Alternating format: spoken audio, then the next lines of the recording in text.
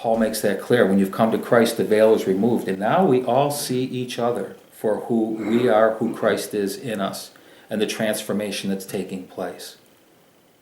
It's kind of wild stuff, really. Moses radiated from within. We said last week what the Hebrew word implies with these, like these lightning bolts coming out. Would somebody go to Isaiah 60 and read the first 5 verses? Arise, shine, for your light is come, and the glory of the Lord has risen upon you. For behold, darkness will cover the earth, and deep darkness the people. But the Lord will rise upon you, and his glory will appear upon you. Nations will come to your light, and kings to the brightness of your rising. Lift up your eyes round about and see. They all gather together. They come to you. Your sons will come from afar, and your daughters will be carried in the arms. Then you will see and be radiant, and your heart will thrill and rejoice, because the abundance of the sea will be turned to you. The wealth of the nations will come to you. By the way, that word wealth doesn't mean money. The best kind of way, I think, to understand it, whatever somebody counts as so important that they would turn their life over, and it's their life-driving force, whether it's might, you've got an army, so I've got forces. It could be money. People live for money. Whatever it is, whatever that life-driving force is, when they see the glory of the Lord upon God's people, they will turn from that and turn to the Lord. They'll recognize, and that really is my testimony. My God was money before I got saved. And I've told the story here before, that when my God was exposed for what it was, which was a little dinky little thing, money, because I saw something in somebody else that was so much greater. That's what I wanted, and I didn't care, quite frankly. At some point I'll tell the story again. But I can relate to that. I know what my God was, the one that I had to call it like it was and pursue the glory of God in my life.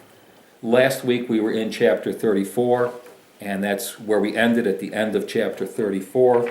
Chapters 35 through 40, from that point on, they build the tabernacle, they make all the utensils, the whole thing. It's quite extensive. They had been given to Moses. Hebrews 8:5 says that he received this heavenly pattern, which is another message looking at the earthly pattern and the heavenly pattern. But he received the pattern, and we hit chapter 40. Read verse 16, and then drop down to the end of the chapter, 33 through 38. Thus did Moses according to all that the Lord commanded him, so he did. The 16th verse just makes it clear that he did everything that the Lord told him to do. 10 chapters of stuff. But then you get down to 33 through 38. And he reared up the court round about the tabernacle and the altar, and set up hanging of the court gate. So Moses finished the work. Then a cloud covered the tent of the congregation, and the glory of the Lord filled the tabernacle. And Moses was not able to enter into the tent of the congregation, because the cloud abode thereon, and the glory of the Lord filled the tabernacle. And when the cloud was taken up from over the tabernacle, the children of Israel went onward in their journeys. But if the cloud was not taken up, then they journeyed not until the day it was taken up. For the cloud of the Lord was upon the tabernacle by day, and fire on it by night, in the sight of all the house of Israel throughout all their journey. If you're familiar with the book, Exodus starts in a very dark place. They're suffering under the hand of, Pharaoh, the whole thing. It starts in suffering, it ends in glory, with a constant light all the time. Just a question, just wondering, what do you think the emphasis is? And let me put it this way. The end of Exodus is not the end of the journey. It is for the end of Exodus, but it's not the end of the journey. It just takes us as far as the erection of the tabernacle and all that stuff, and the way Glory just read. Any thoughts about what the emphasis is of Exodus? When God talks about breaking the covenant, he's not talking about the covenant that he made with them was as a wife. That's what it says in Jeremiah 31. He made a vow to them. The law, the relationship in the law is something else. We talked about that in past weeks. So when we say the children, when they come out of Egypt, he calls Israel, this is my firstborn, this is my boy, this is my son. But then he makes a covenant with them as a husband to a wife that Jeremiah refers to, which is why when they commit the great sin, it was adultery. children don't commit adultery on their parents. It was the bride who had committed adultery. So we're watching this two thing happen at the same time. God establishing a covenant of marriage, so to speak, and taking care of his children. And no matter how you look at it, there is certainly a revelation going on through the book of Exodus that God is giving them in very tangible ways. Because they can see the glory of the Lord. Right. They did nothing but screw up that whole time. I mean, read the book. They don't have very many good, the highlight reel is, minuscule. And the amount of times that they moaned and complained and screwed up and everything else is massive. And God just keeps plodding along. Sometimes I wonder, where do we get this lousy view of God that he's just like another Pharaoh? He's just a hard taskmaster. He just wants us to do so much. When in reality, from the very beginning of the book to the end of the book, God is like so incredibly faithful. Like we said, the very first revelation, they're moaning and complaining. So he gives them manna, not to feed them food, but to minister to their very soul, because he knows that the depth of the soul is where everything else is going to spring out. And unless we have a healing of the soul, and I'll say this to all of us in this room, if we're still dealing with soul issues, they will come out in every other thing that we do. That's where they come from. Broken souls, whatever you want to call it. When David says he restores my soul, he means it. My soul has just gotten so twisted and screwed up by what the world says, by what he says, what I think the Bible said. I mean, it goes on and on.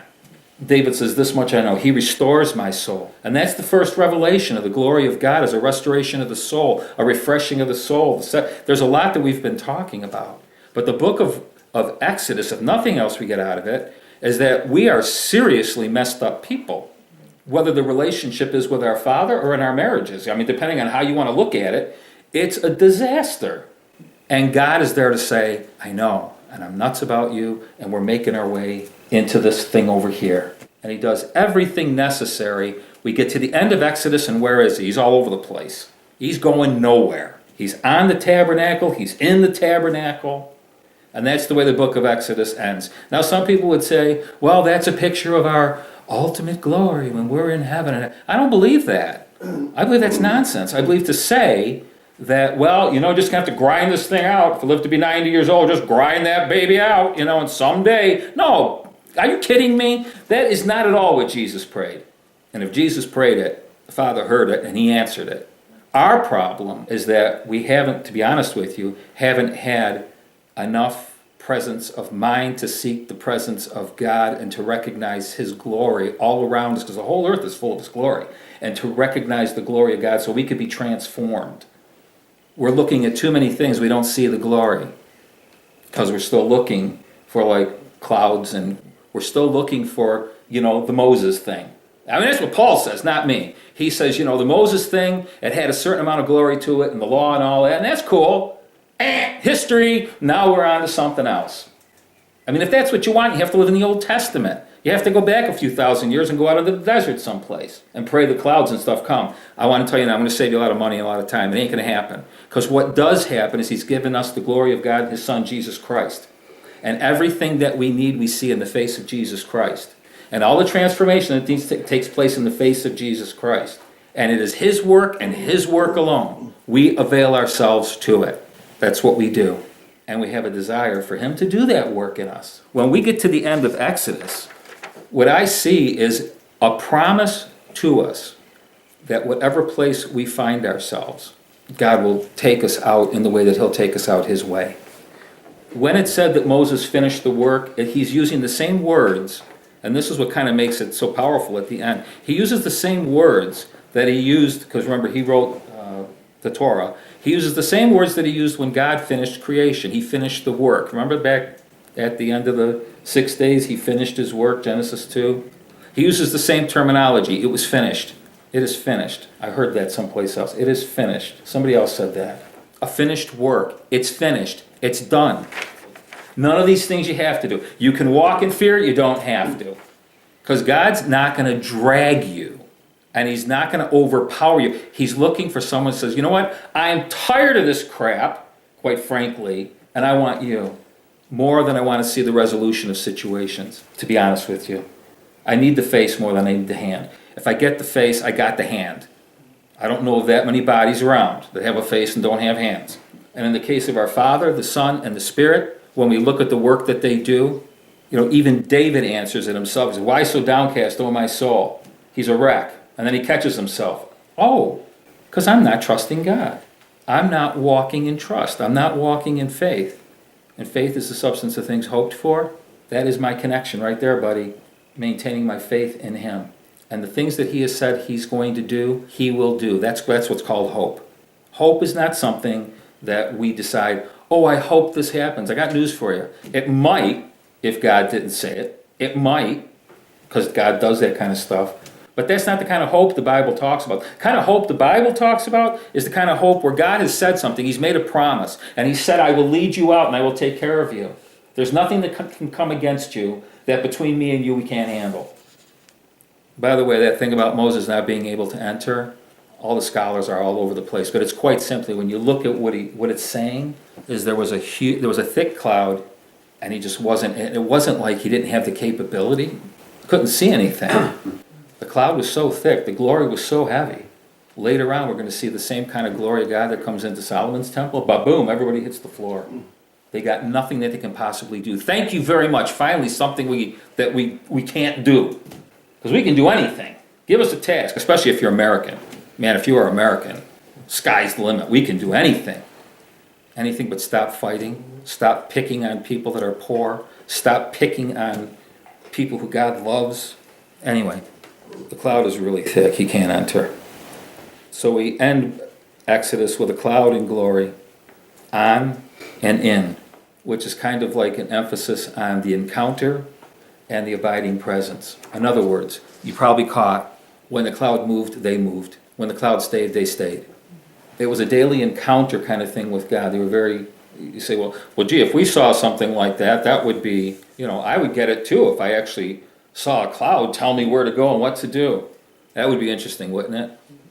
Be interesting because we actually believe that. We actually believe that we need something other than what we've got, which is the Spirit of God who speaks to us in the night, in the day, that comforts us, that encourages us, that leads us and guides us into all truth, who keeps showing off Jesus. Bam, bam, bam, bam. Jesus, Jesus, Jesus. Yeah, but no, go but then. Go but someplace else, Go but.